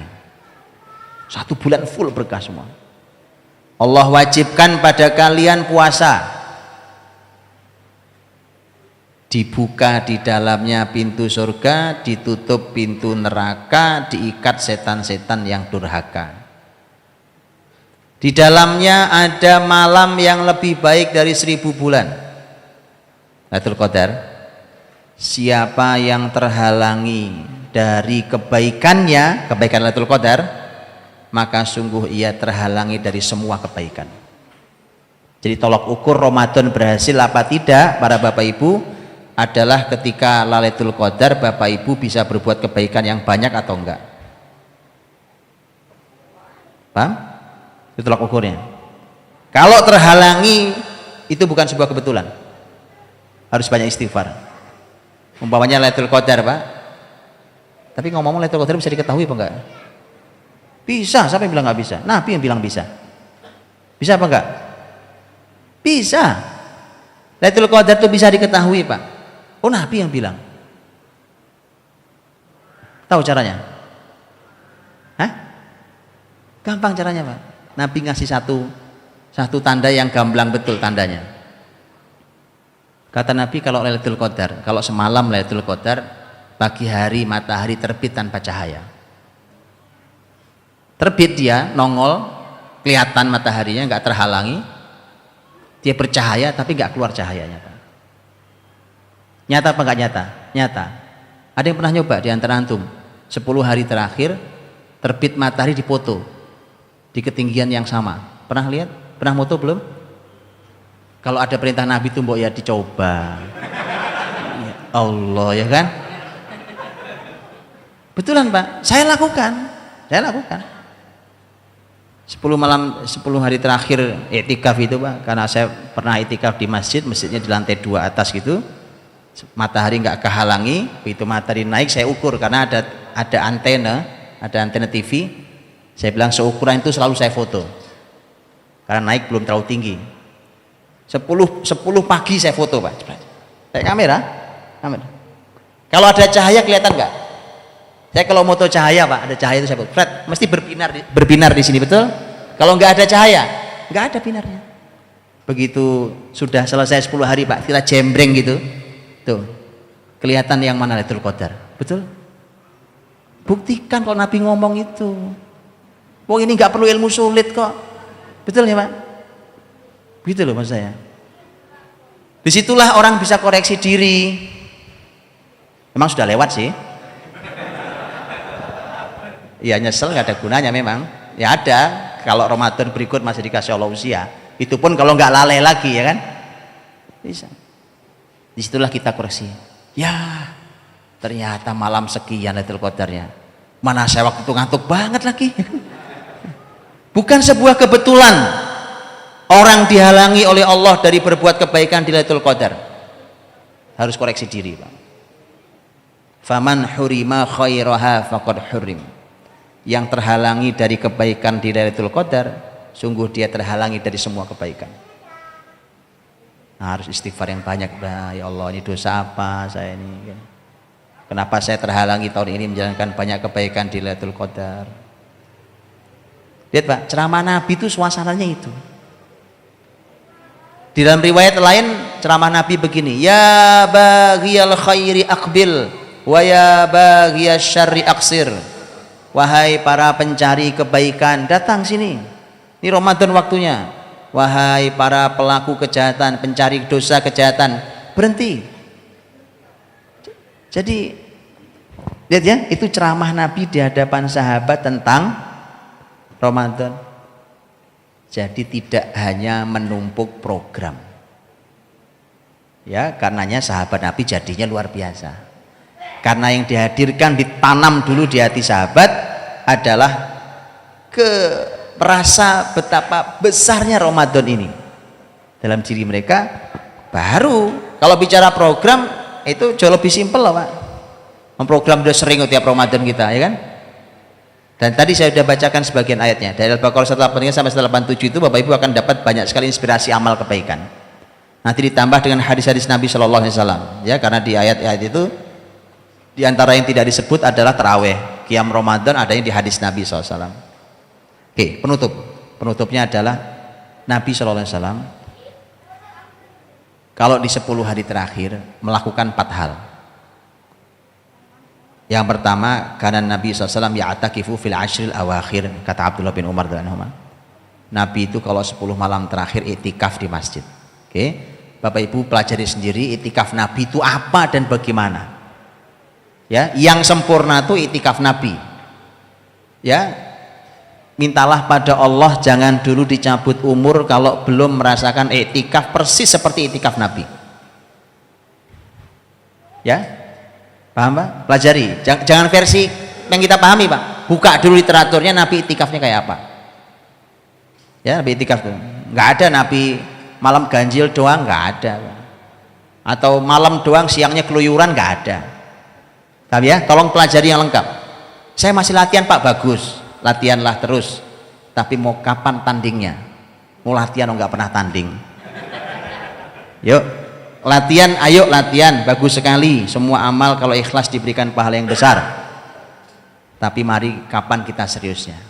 Maka tadi saya bilang, ayo Pak, minta sama Allah kasih kesempatan Ramadan untuk bisa itikaf seperti Nabi itikaf. Lebih lengkap lagi, antum itikafnya sana di Masjidil Haram, Masjid Nabawi, Pak. Lengkap sudah itu.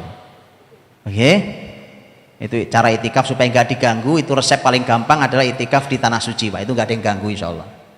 Kalau di sini banyak yang gangguin itikaf ini, ya kan? Yang HP bunyi, yang ini itu orang datang ke masjid ngajak ngobrol apa gitu ya. Di sana antum mau ngobrol kanan kiri nggak bisa bahasa sang kanan kirinya, ayo diem aja mendingan, ya kan? Ada temen nelpon dari Indonesia, nelpon, sorry bro lagi di Mekah, langsung dimatiin saya yakin. Ngapain? Iya, mahal pulsa. Oh yaudah. Aman Pak. Jadi cara supaya itikaf aman, resepnya gampang. Sudah tahu ya sekarang ya resepnya? Ya, mudah tinggal diamini insya Allah Pak. Mudah-mudahan bisa sampai tanah suci insya Allah untuk itikaf ya Pak. Baik. Yang kedua, ini 1 poin, 3 poin berikutnya adalah kalimat Aisyah radhiyallahu anha. Kata Aisyah, Nabi kalau 10 malam terakhir, 1, syadda mi'zarahu, ngencengin sarung. Paham ya, ngencengin sarung? Paham ngencengin sarung? Apa artinya? Apa arti ngencengin sarung? Hah? Biar nggak melorot. Itu benar Pak? Iya, itu benar. Biar nggak melorot, itu benar. Nah, beneran, karena setelah melorot ada lanjutannya masalahnya kan. Oke, makanya kalimat ngencengin sarung itu artinya Nabi sudah tidak menjamah istrinya. Ya Bapak Ibu, saya ingat ini, itu contoh yang dicontohkan Nabi. Aisyah langsung yang mengatakan radhiyallahu anha, ya Bu ya, suaminya kalau 10 hari terakhir di rumah, tolong Bu ditarik tangannya dianterin ke masjid.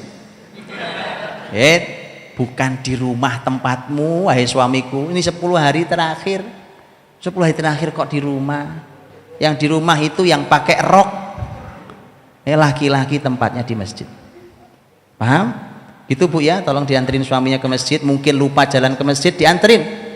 Saya tunjukin masjidnya, mungkin lupa, namanya orang manusia kan, tempatnya salah dan lupa ya kan. Oke. Nabi ngencengin sarung. Yang kedua kata Aisyah, wa ahya lailahu, menghidupkan malam. Menghidupkan malam, namanya hidup itu melek Pak. Malam 10 terakhir itu Masya Allah, itu malam-malam melek, ya kan? Melek, bukan tidak boleh istirahat ya, silakan istirahat untuk supaya ibadah lebih kuat. Tapi nggak banyak istirahatnya. Kalau banyak istirahat namanya pindah tidur, bukan iktikaf. Menghidupkan malam. Dan yang terakhir kata Aisyah, wa aiqadha ahlahu, membangunkan keluarganya. Ya, nah itu manfaat. Bapak Ibu punya handphone, nah itulah handphone dipakai untuk ibadah. Telepon istrinya di rumah, sudah bangun mah, sudah jam sekian bangun, ya kan, lakukan kebaikan. Kita tidak tahu malam ini Lailatul Qadar apa tidak, gitu Pak. Ya Allah, indahnya kebersamaan suami istri dalam ketaatan, betul? Itu barokahnya keluarga. Gitu? Ya. Baik, habis waktunya. Materinya memang banyak, mestinya selesainya asar baru selesai, jadi nggak cukup waktunya. Dan mudah-mudahan yang sedikit bisa dibaca. Nanti saya pesan Bapak Ibu 2 hal. Satu, kumpulin keluarga di rumah. Yang ngumpulin bapak bapaknya, kepala keluarganya bapak bapak bukan ibu-ibu. Bapak bapak ngumpulin istrinya, anak-anaknya kumpul semua. Bicaralah tentang kebesaran Ramadan. Baru poin kedua, bicara tentang program Ramadan di rumah kita. Oke, nah yang PR yang kedua, untuk program Ramadan bacalah ayat-ayat Ramadan tadi 183 sampai 187, keluarkan semua inspirasi ketaatan dari ayat-ayat itu. Apa yang Bapak Ibu dapat dari ketaatan, keluarin tuh kata-katanya. Puasa, sedekah, ya kan, iktikaf, apalagi yang lain, Quran, memberi makan orang miskin dan seterusnya. Nanti di hadis Nabi paling ketambahannya tinggal tarawih yang nggak ada di ayat, terus tarawih, gitu ya, tarawih dan seterusnya.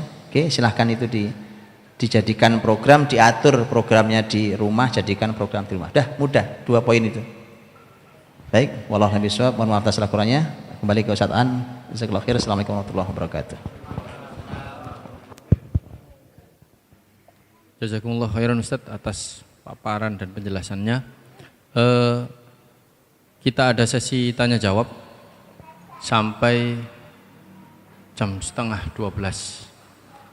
Jadi ada kurang lebih 16 menit untuk sesi tanya jawab. Dalam hal ini akan saya berikan 2 penanya dulu. Silahkan barangkali ada yang ingin bertanya, angkat tangan.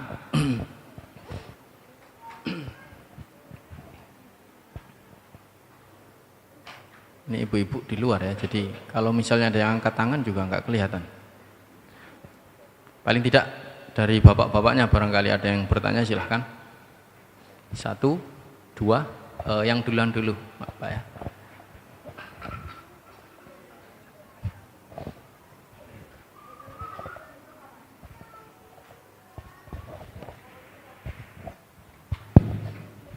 Assalamualaikum warahmatullahi wabarakatuh. Mau menanyakan, kalau sholat tarawih kan biasanya ba'da isya gitu ya, yang utamakan dengan mengikuti imam sampai selesai, jadi sampai witirnya. Nah, kalau misalkan ikut tarawih itu kemudian malam harinya ikut qiyamul lail lagi, apakah kesempurnaan itu kita selesaikan dengan sampai witir lagi atau cukup dengan meninggalkan witirnya itu? Itu aja. Assalamualaikum warahmatullahi wabarakatuh.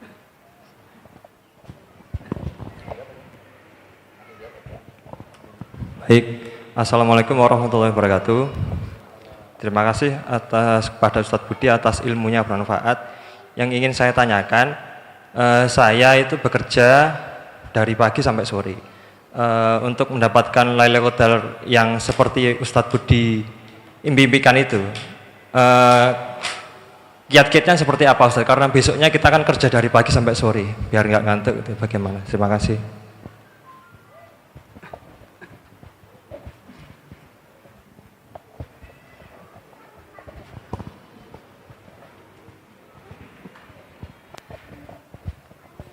Baik, dua pertanyaan dulu, nanti kalau masih ada sisa waktu insya Allah saya buka lagi sesi pertanyaan yang kedua.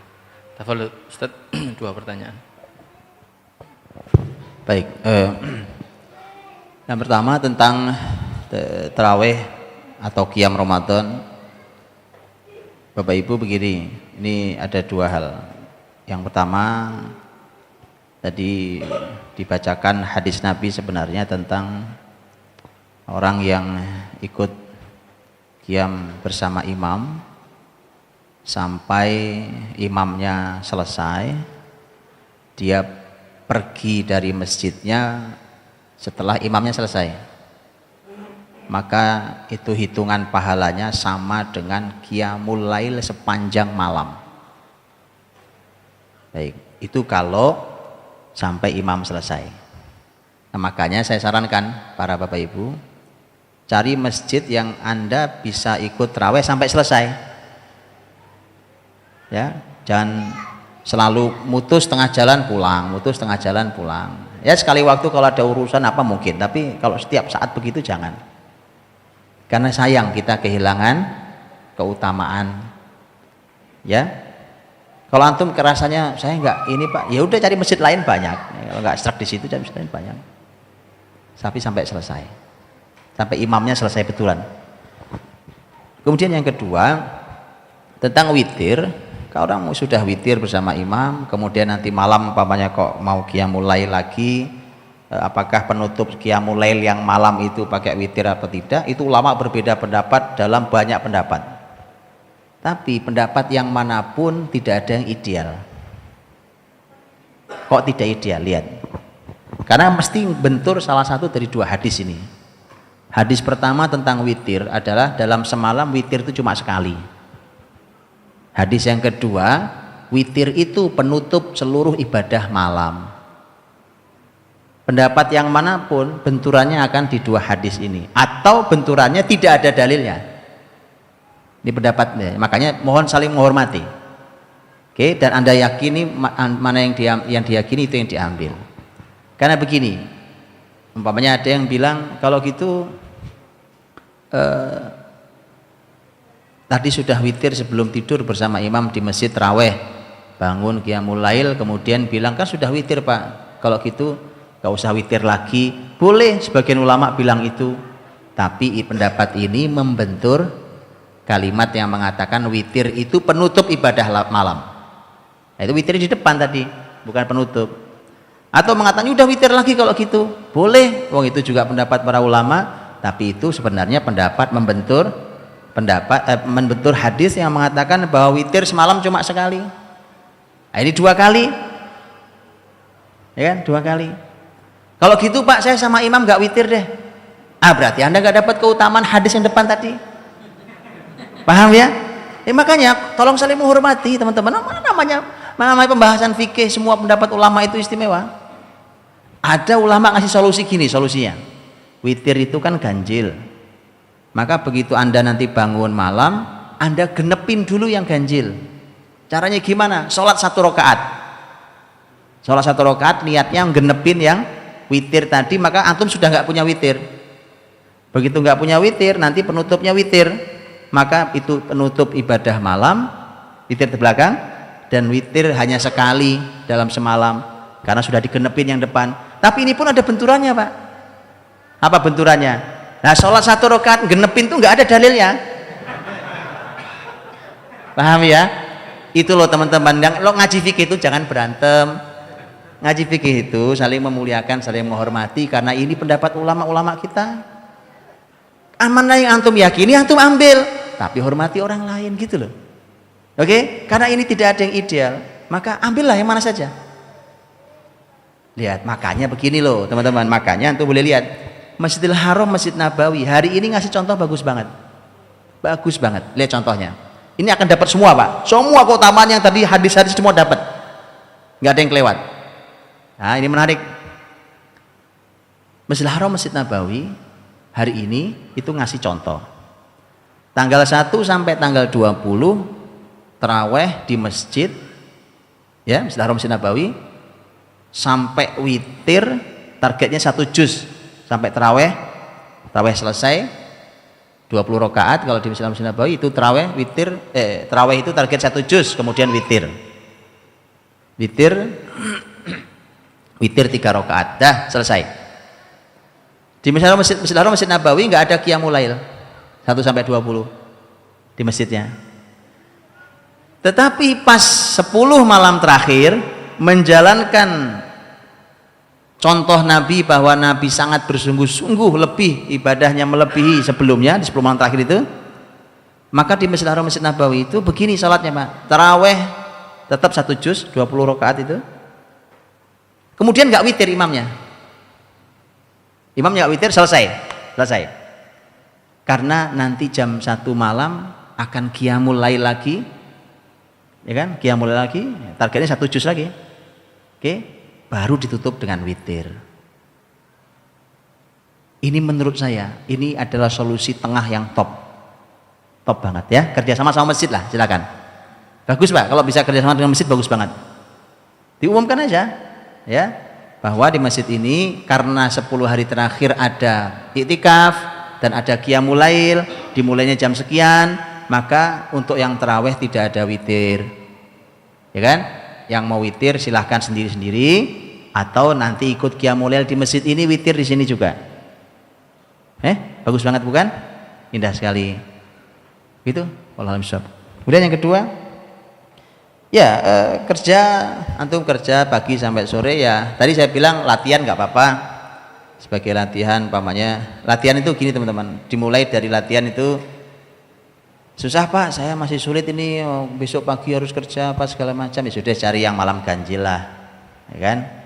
Wah malam ganjil lumayan Pak, 5 hari agak susah juga itu, ya sudah cari malam 27, karena sebagian ulama dan sebagian sahabat bahkan itu mengatakan malam 27 punya peluang sangat besar untuk Lailatul Qadar.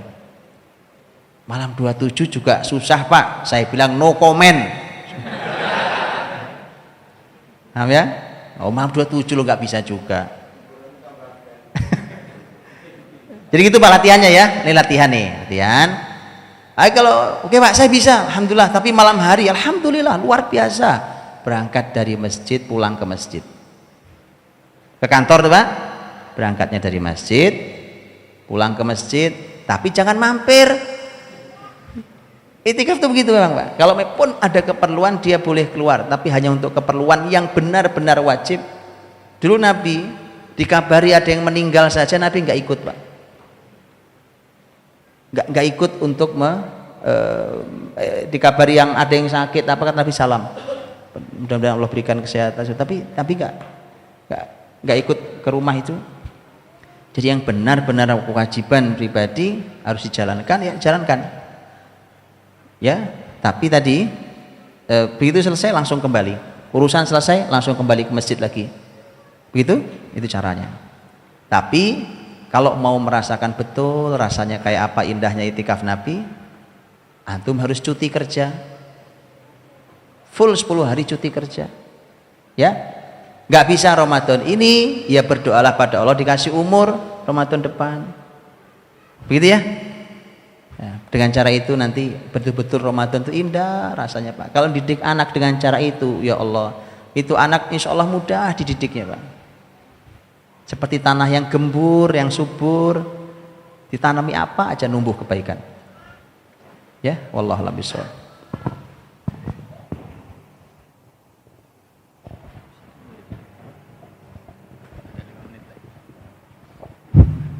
Ada 5 menit. Mungkin satu pertanyaan lagi yang tadi Bapak itu.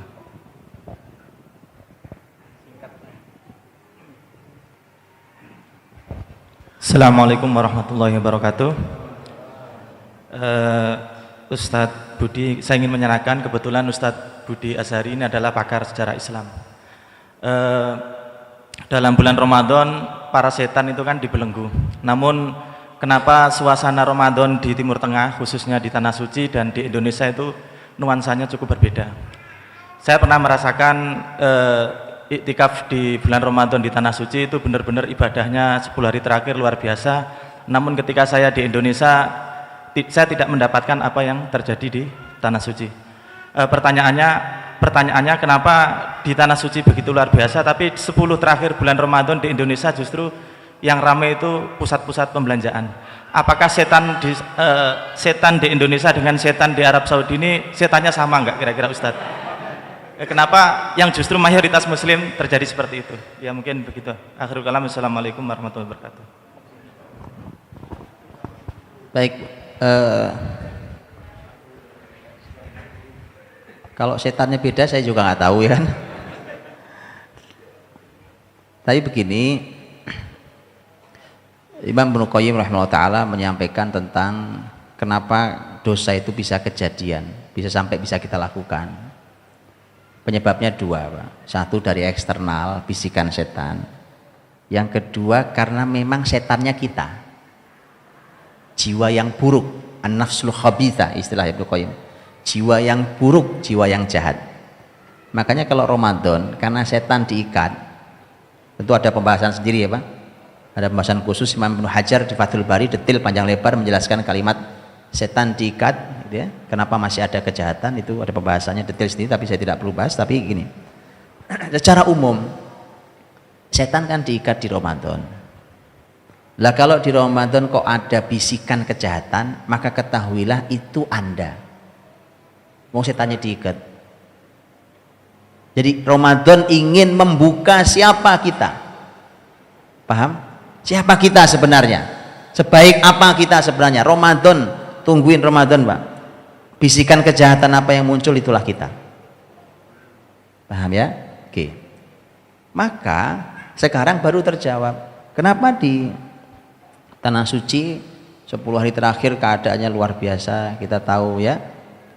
Ini juga sebenarnya ada catatan, Pak. Ya, catatan pertama kalau perbandingannya Tanah Suci, karena memang Tanah Suci. Adhan? Baik sih.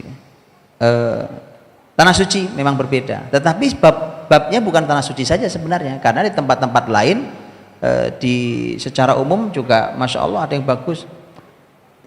Yang kedua juga gini Pak, kesadaran orang menghidupkan 10 hari terakhir itu perlu di-upgrade lagi, perlu dinaikkan lagi.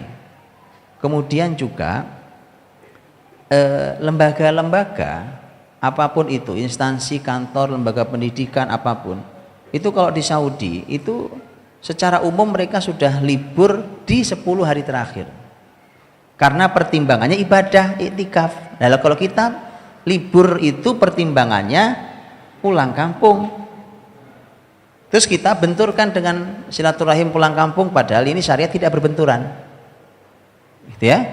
Nah kemudian makanya teman-teman ini memang harus dihidupkan. Tapi alhamdulillah tahun ini dibanding dengan tahun 90-an Pak, itu iktikaf sudah jauh lebih baik, luar biasa ya. Di Jakarta yang kota besar ramai orang, terbuka wawasannya saja, itu tahun 90-an tuh iktikaf masih ada yang diusir Pak dari masjid sama DKM. Ini aliran sesat apa nih? Orang lagi iktikaf aliran sesat, saking nggak ngertinya DKM bahwa ini perintah dalam Islam. Walaupun saya beberapa tahun lalu pun masih ada masjid besar pinggir jalan, luar biasa ramai tempatnya, luar biasa, iktikaf nggak ada. Kemudian saya minta izin ke DKM, Pak boleh saya makmurkan masjid untuk iktikaf dengan teman-teman?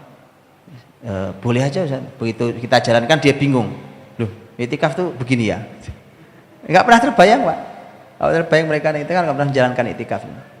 Baik, itu saya kira oleh ya, mudah-mudahan Allah berkahi hari-hari kita, Allah berikan kita kesempatan untuk beribadah sebaik-baiknya di bulan Ramadan, dan mudah-mudahan Allah jadikan keluarga kita keluarga yang istimewa. Baik, saya kira itu kita tutup saja dengan kafaratul majlis. Subhanakallahumma bihamdik asyhadu an la ilaha illa anta astaghfiruka wa atubu ilaik. Assalamualaikum warahmatullahi wabarakatuh.